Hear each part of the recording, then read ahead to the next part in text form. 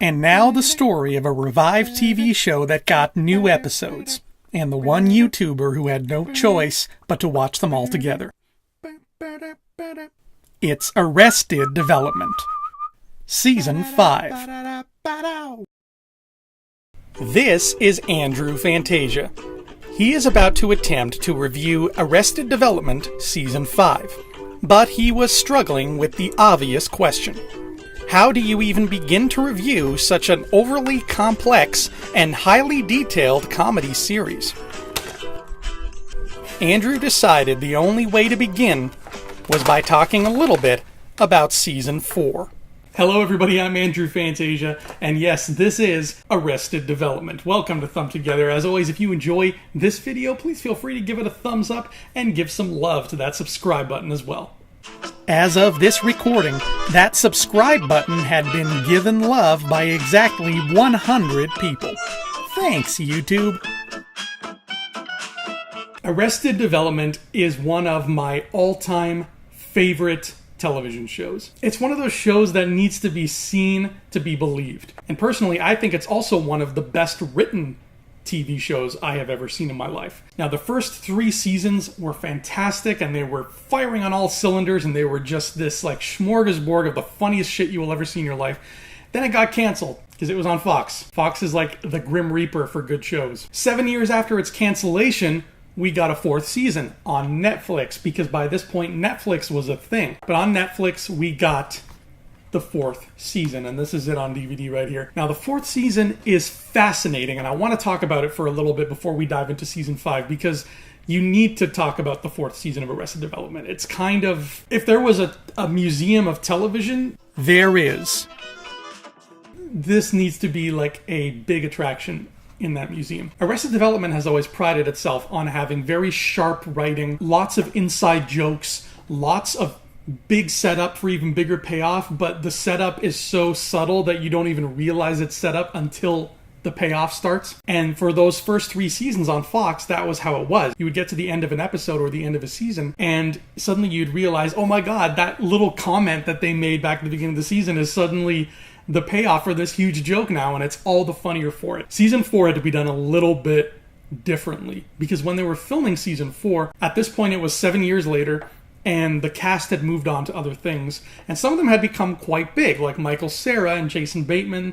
They had sort of, I don't want to say outgrown the show, but they had become much bigger than what they were before. So it was very complicated to get a cast of 9 characters all together on the same screen. So what did they do? Well, the show creator and the head writer, Mitch Hurwitz, he decided to write the season based around that. Instead of the entire Bluth family being all together like they were in seasons 1 through 3, in this one they're all split up and on their own separate journeys with their own new ancillary side characters that they meet and befriend and whatnot. And that way you could have the whole season without having the whole cast, in a sense. And there's a lot of very creative writing and very creative directing that made this possible, and certain scenes were made to look as if all 9 characters were in the same room, when actually, just the use of clever camera angles and different seating arrangements was what made that happen, when really there was only like 1 or 2 people actually standing in that room at any given moment. In terms of the episodes themselves, there are 15 of them, and each one follows a single individual character. Jason Bateman even said during an interview when they were doing a press release for Season 4, he said, you could be watching an episode based off my character, and then in the background you could see Will Arnett's character drive by on his scooter.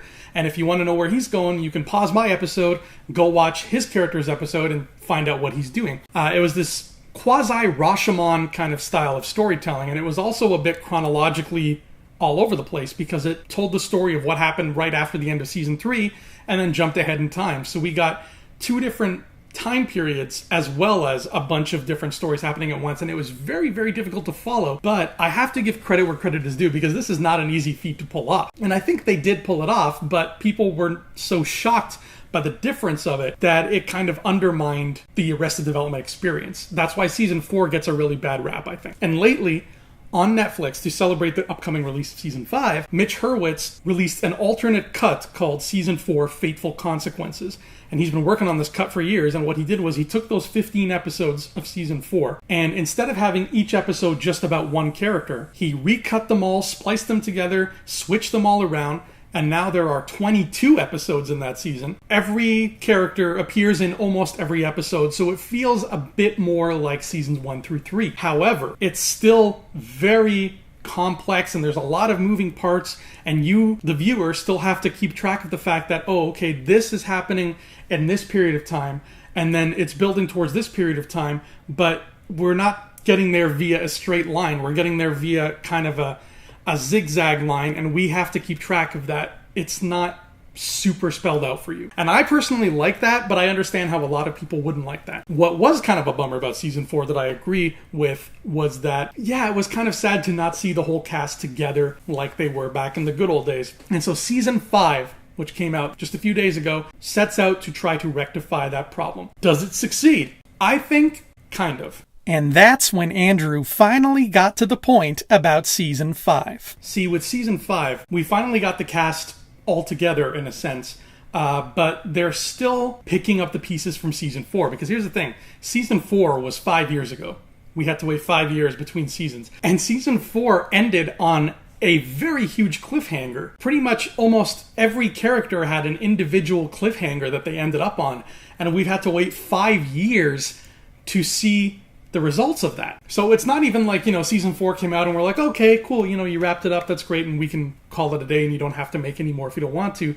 This was a case of like, okay, they need to tell us more. There's obviously more to the story, and we waited half a decade for it, and now it's really picking up where we left off. I'm not going to say it suffers for that.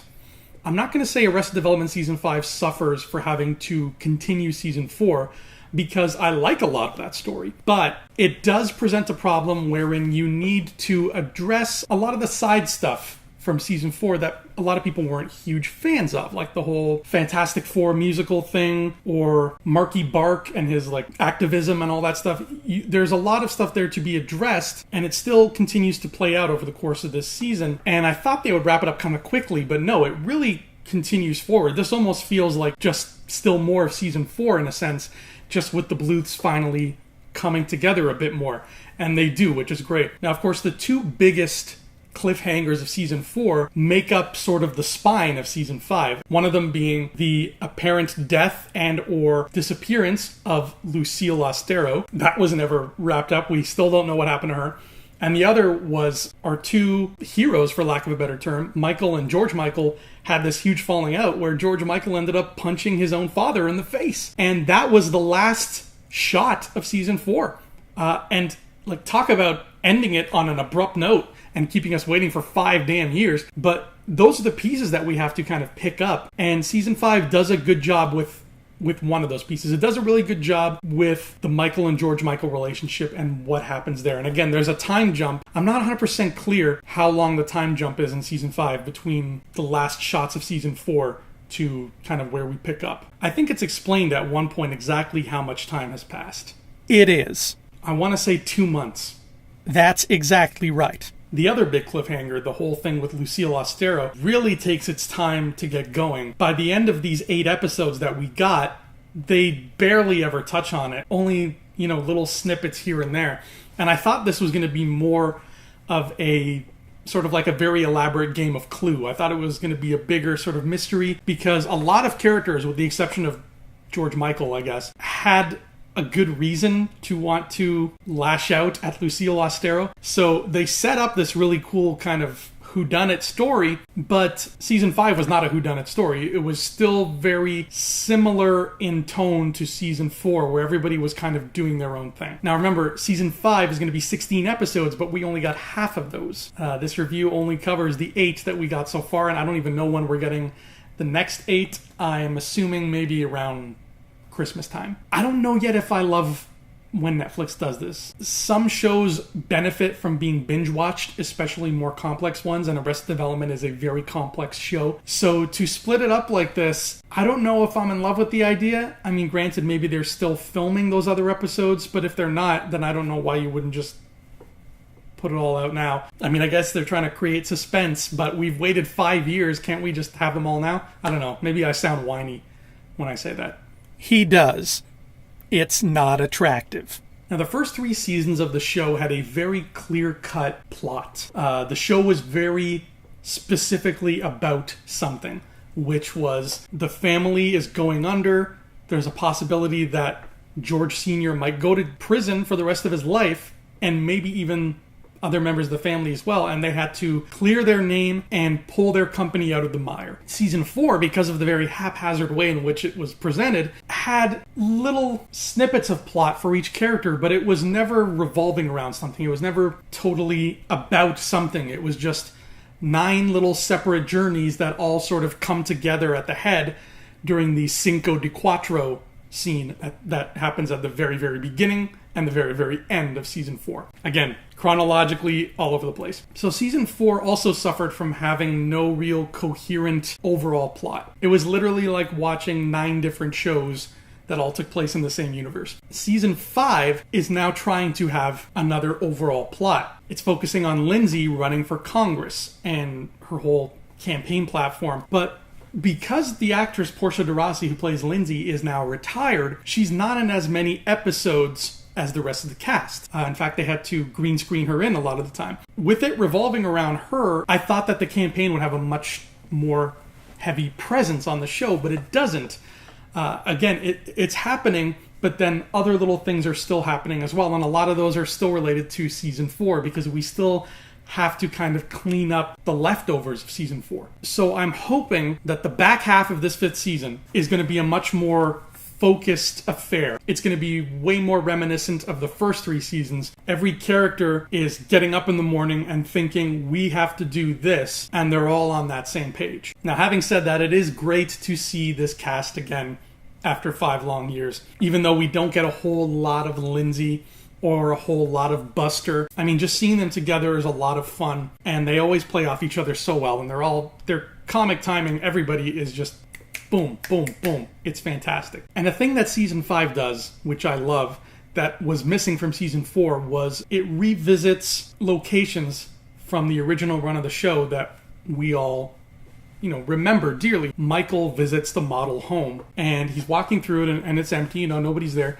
but he's hearing, the voices, the memories of Seasons 1 through 3 and all the fun that was going on there. When there was that warmth, that whole idea of, yes, here's this whole family and they're all living under the same roof, even though they are dysfunctional as all hell. And there was something very sweet about that. As somebody with a big family myself, I know that, it's always fun when the family gets together under one roof for more than just an evening of dinner. It's a big deal, and it's fun and it's exciting. And yes, they're going to drive you crazy eventually and you're going to want to get the hell out of there. But those moments, you're always going to look back on them and be like, hey, that was a lot of fun. It was kind of like a giant slumber party that lasted 3 years. It really made the first 3 seasons feel like Full House, if, Full House was actually funny. Full House is sometimes funny. So Michael walks through the model home and he hears these voices and he reminisces and he's like, I kind of miss my family. I kind of miss those good old days when we were all living together and my son was still young. And he even goes upstairs to his son's old bedroom and the bunk bed is still there. And it's very sweet to see these places again, even though the whole family is not collectively there. And I think that is something that we need to keep in the back of our heads when it comes to the Netflix seasons of Arrested Development, is we can't expect Seasons 1 through 3. We just can't. Seasons 1 through 3 were a goddamn miracle. They were a miracle. They were so good and so expertly crafted that it was like looking at a giant clockwork machine built by Leonardo da Vinci, and every gear and every pulley just turns in exactly the right way to make the machine do what it wants. And to expect that again is kind of foolhardy on our parts, because we'd be setting ourselves up for disappointment. But with a show like Arrested Development, though, you do expect laughs. Does Season 5 give you the laughs? Yes, but far less than I think it needs to. Now again, the Netflix seasons of the show are not lightning fast like Seasons 1 through 3. They're a much slower boil. The slow boil is still very funny because Mitch Hurwitz is still a very talented writer and he knows what he's doing, but it doesn't suit the Arrested Development formula as well as the quick Sonic the Hedgehog, Speedy Gonzalez pace of seasons 1 through 3. It doesn't jive well with the characters when you take it slow. Not as well as it does when you take it fast. That doesn't mean it doesn't work, because a lot of stuff in seasons 4 and 5 does work. And season 5 had a lot of great moments that, upped the ante, continued the inside jokes. But when these 8 episodes were up and I sat back and I reflected on what I had seen, the first thing I realized was, you know what? I didn't laugh a whole lot this season.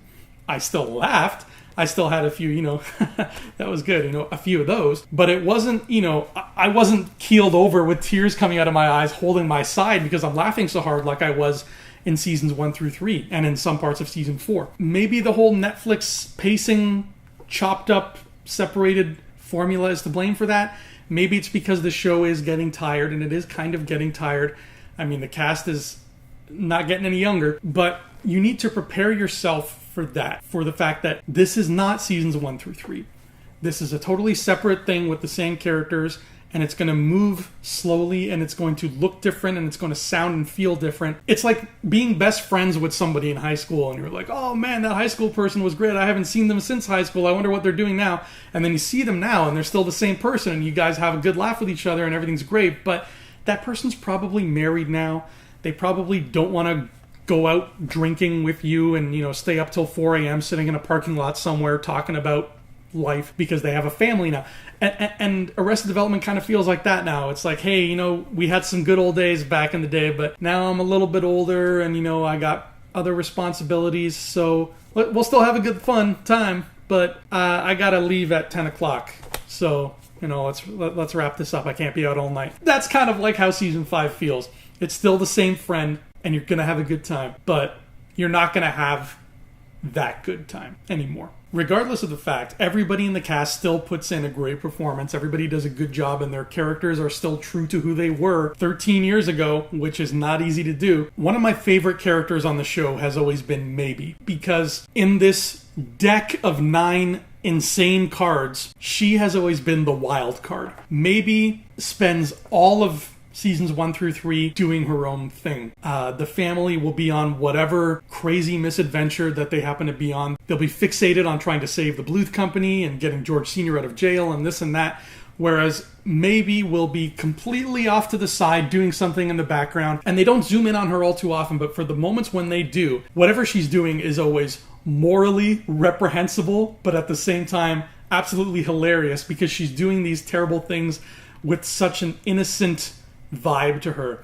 And it's mostly just because she wants attention from her parents. She becomes a full-on con artist by the end of season 3. And that only gets upped more in season 4, and even more so now in season 5. In season 5, Maybe is full-on con artist, 100% extraordinaire. Like, she is Sawyer from Lost. She can con anybody out of anything at this point. She spends a good deal of time of season 5 where she's pretending to be a senior citizen so she can live in a nursing home. And she has this wig, and she's got the big glasses and like the poorly applied lipstick, and she looks like a senior citizen. I mean, look at her. And it's hilarious because she's, this 29-year-old girl, but she commits 100% to these cons that she pulls. But she really hit a home run this season.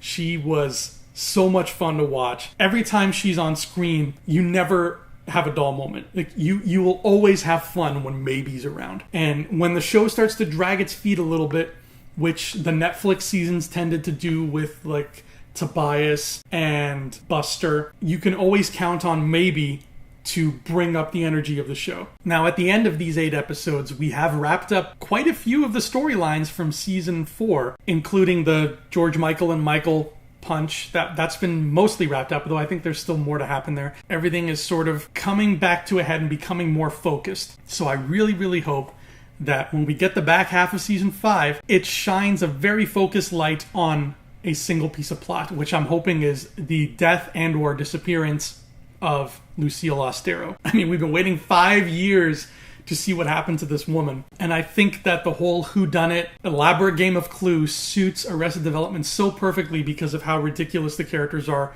and how conniving they are and how manipulative they are. I have a feeling we're not going to get a season 6, and I don't feel like waiting 8 years and then they say, here's season 6, and then everybody's old and tired and you can tell they're not into it anymore. I'd rather they just wrap up the story, because then at least we can be satisfied and we can have an ending. I know there have been talks for years about Mitch Hurwitz wants to end the series with a movie, and he has the idea for the movie ready to go. Maybe he's working towards it, I don't know, but I hope that if there is a movie, Season 5 ends by dovetailing right into it. Even if it's only a Netflix original movie at this point, I don't care, as long as it ends. As long as the series ends, because we got a premature ending back in the Fox days. It was canceled before its time, and everybody wanted it brought back. But when it was brought back, it was clear that it wasn't the same animal, and that by extenuating this still solid but not as strong animal, you were just delaying the inevitable, and you were dragging out and giving it a slower death, and that's even worse than an abrupt death. I'm not saying the show is bad, but I am saying that it would definitely behoove them to end it sooner rather than later. And I think it'd be very sweet if they all end up back in the same model home again and having to eke out an existence as a family of 9 under the same roof, which is not even a real roof. But overall, I need to give credit to Mitch Hurwitz for crafting such an intricate story. Any writers out there who are watching this video, if you have not seen Arrested Development, any of it, you owe it to yourself as a writer to watch this show and watch how skilled Hurwitz and the rest of the writing team are at maneuvering all these little moving pieces into something coherent, hilarious, and poignant, and sweet, all at the same time. Especially the Season 4 Fateful Consequences supercut. That, you could teach a whole writing workshop on what it took to make that supercut, and how Season 4 evolved from a Rashomon thing into one of the most intricate seasons of any television show I have ever seen, period. And that is why I think this show deserves to end on a beautiful note and to not be dragged out forever, because there's so much talent behind this show, both in front of the lens and behind the lens. All of that talent and all of that hard work and these, 13 years of hard work that has been put into the show, it needs a finale, it needs a grand finale, it needs something to celebrate its own existence, which is what a great grand finale should always do. So if you can give us that, Arrested Development Season 5, if you can end this show the way it deserves to end, then I think the fans and the cast and crew will be forever grateful to you for doing so. And I know that the writing team is capable of making this happen, because they are, just like the character Job, magicians in their own right, who can take this beautiful setup, use sleight of hand to make you unaware of the fact that it is set up, and at the end of the day, give you a beautiful illusion that really unfolds just like magic. And that's how you review Arrested Development Season 5. On the next Thumb Together, Andrew decides to take a dive into a rather deep ocean.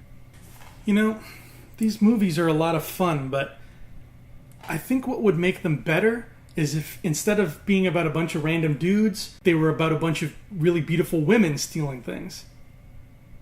I could get on board with that. We all could.